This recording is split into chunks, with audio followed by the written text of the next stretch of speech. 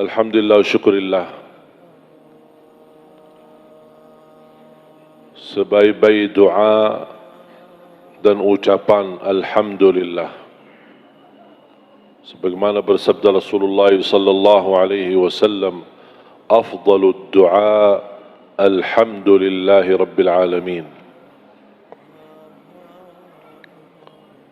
Makanya diawali dengan suratul Fatihah dengan ucapan Alhamdulillahi Rabbil Alamin. Kata Alhamdulillah dalam keadaan senang maupun susah, sehat maupun sakit, bahagia maupun sedih, mampu mengucapkan Alhamdulillah. Saat senang barangkali mudah mengucapkan Alhamdulillah, tapi saat kesulitan itu yang sulit mengucapkan Alhamdulillah. Apalagi saat diuji oleh Allah Subhanahu wa Ta'ala. Makanya biasakan diri mengucapkan Alhamdulillah dalam keadaan apa saja. Karena ini termasuk perkataan yang indah. Bahkan ucapan Alhamdulillahi Rabbil Alamin mewakili semua pujian-pujian, perkataan-perkataan yang terindah yang barangkali kita tidak mampu ungkapkannya kepada Allah. Ada satu kata mewakili semua pujian, Alhamdulillahi Rabbil Alamin. Segala puji bagi Allah Subhanahu wa Ta'ala. Makanya Rasulullah SAW bersabda, afdalud du'a Alhamdulillahi Rabbil Alamin. Dan selalu doa kita diawali dengan Alhamdulillahi Rabbil Alamin. Karena doa ada dua macam. Sebagaimana di suratul Fatihah. Doa ibadah. Yang kedua doa masalah. Doa ibadah yang isinya memuji Allah tapi tidak meminta apa-apa. Doa ibadah memuji Allah tapi tidak memohon sesuatu. Isinya hanya pujian. Boleh memuji Allah dengan Asmaul Husna, menyebutkan keagungan dan kemuliaan Allah. Ya Allah, Ya Maha Rahman, Ya Rahim, Ya Hayyu, Ya Qayyum. Segala kenikmatan yang kami miliki itu milik-Mu, Ya Allah. Kami hamba yang tidak bisa apa-apa, lemah, fakir, daif, dan kita semua kembali kepadamu. Ini pujian. Kita tidak minta apa-apa. Itu disebutkan doa ibadah. Sama dengan contoh Alhamdulillahi Rabbil Alamin. Doa tetapi tidak ada permintaan di dalamnya. Yang kedua, doa masalah.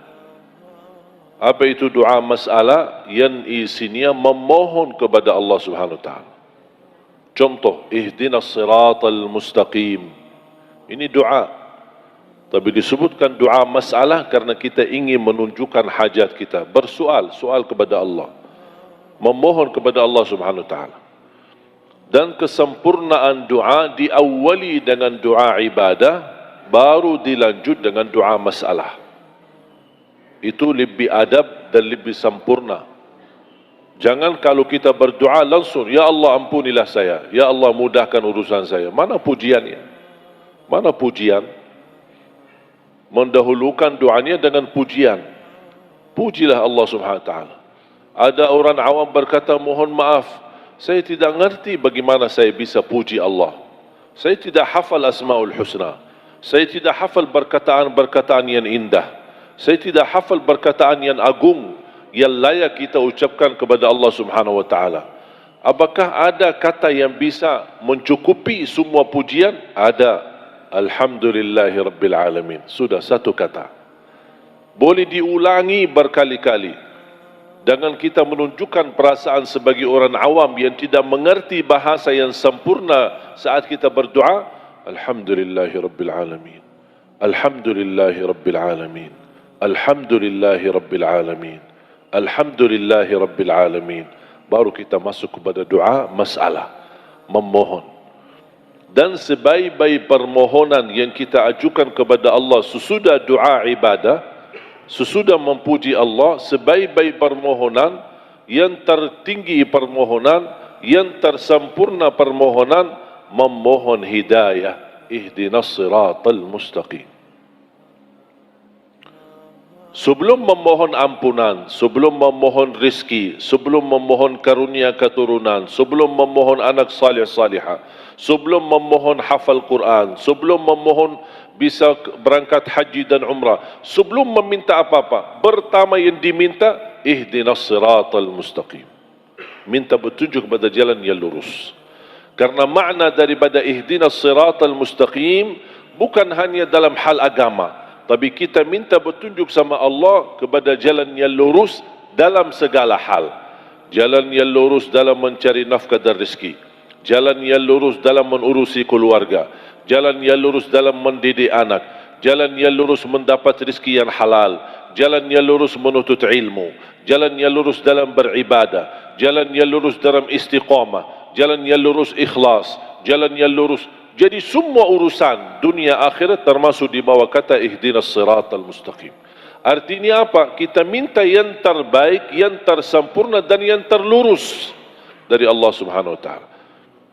Para nabi saja meminta hidayah sama Allah, apalagi kita. Para salihin awliya meminta hidayah sama Allah, apalagi kita. Makanya suratul Fatihah ini 17 kali minimal kita baca dalam salat fardu, dan setiap kali itu kita minta ihdinas siratal mustaqim. Saat kita baca suratul Fatihah dan melawal atau membaca ayat ini, ihdinas siratal mustaqim, hidupkan hati ini merasakan hajatmu agar Allah kabulkan. Pasti masing-masing ada hajat. Ihdinas siratal mustaqim, biar hati yang mengungkapkan hajatnya, minta sesuatu ya Allah. Berilah yang terbaik ya Allah melalui ihdinas siratal mustaqim. Bahkan suratul Fatihah ini bukan hanya dipakai untuk salat, bahkan bisa dipakai sebagai doa kita. Karena memang doa dari awal sampai akhir doa. Bagi orang awam yang tidak bisa berdoa, ada enggak ayat-ayat atau sesuatu yang mewakili doa kita? Ada suratul Fatihah mewakili doa kita. Orang awam tak ngerti. Saya lagi sakit, tapi saya tidak mengerti doa. Boleh enggak saya baca Al-Fatihah untuk saya sembuh? Boleh baca Al-Fatihah untuk kesembuhan.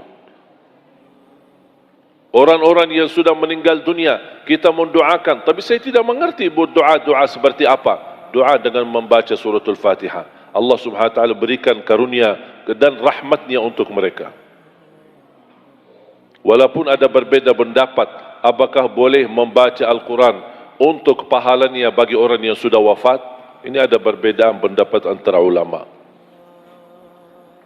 Tapi selalu saya mengambil yang termudah untuk umat. Yang termudah ketika anda baca Al-Quran, begitu selesai bacaannya, anda doa, ya Allah, aku titipkan pahala bacaanku untuk orang tua saya. Sudah selesai. Karena tidak ada perbedaan soal doa bermanfaat untuk orang yang sudah meninggal. Tidak ada perbedaan. Doa untuk orang meninggal sudah disepakati ulama bermanfaat. Makanya dibolehkan menjadi solusi dari perbedaan pendapat. Masalah baca Al-Quran untuk orang wafat, boleh kita di akhir ayat yang kita baca, ya Allah, aku titipkan pahala bacaanku untuk kedua orang tuaku. Itu kan doa. Aku titipkan pahala puasaku untuk kedua orang tuaku. Aku titipkan pahala tahajudku untuk kedua orang tuaku. Aku titipkan pahala sedekahku untuk kedua orang tuaku. Atau siapa yang kita mau sebutkan? Guru kita, anak kita, siapa yang kita sayangi dan cintai, melalui doa kita seperti ini, insya Allah diterima di sisi Allah dan bermanfaat bagi orang yang sudah wafat.